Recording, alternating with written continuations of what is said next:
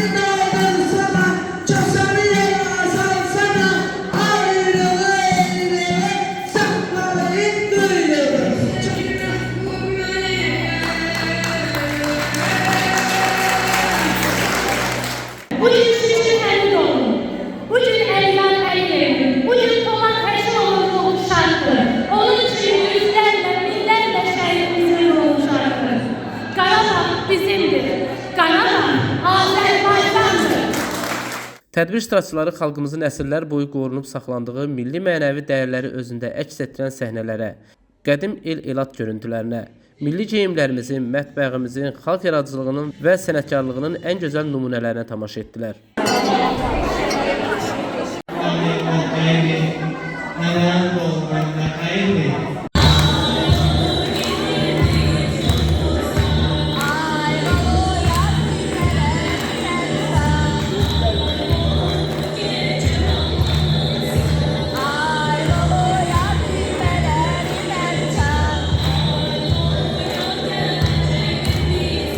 Naxçıvanlı, Lənkəranlı, Qubadlıdır, Zəngilanlı, Hərbiyalı, Gürcüstanlı, Şəki, Qubov, Azərbaycan.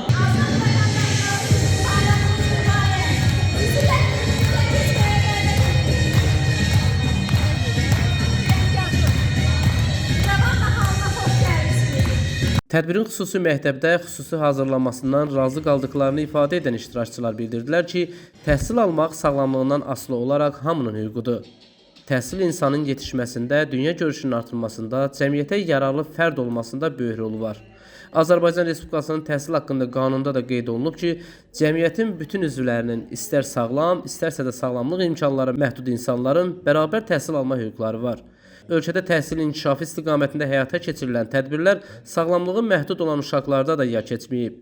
Xüsusi qayğıya ehtiyac olan uşaqların təhsil sisteminə inteqrasiyasının artırılması yalnız təhsil siyasətinin deyil, həm də insan hüquqlarının qorunmasının göstəricisidir.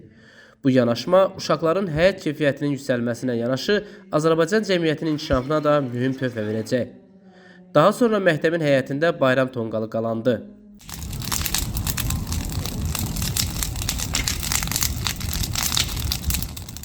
Milli adət-ənənələrimizi özündə əks etdirən Novruz bayramını Azərbaycan xalqı xüsusilə böyük coşqu ilə qeyd edir və bu coşqunu, bu bayramı biz də xüsusi məktəb olaraq, xüsusi ümtəhsil məktəbinin rəhbəri olaraq şagirdlərimizə belə bir gözəl gün yaşatdıq.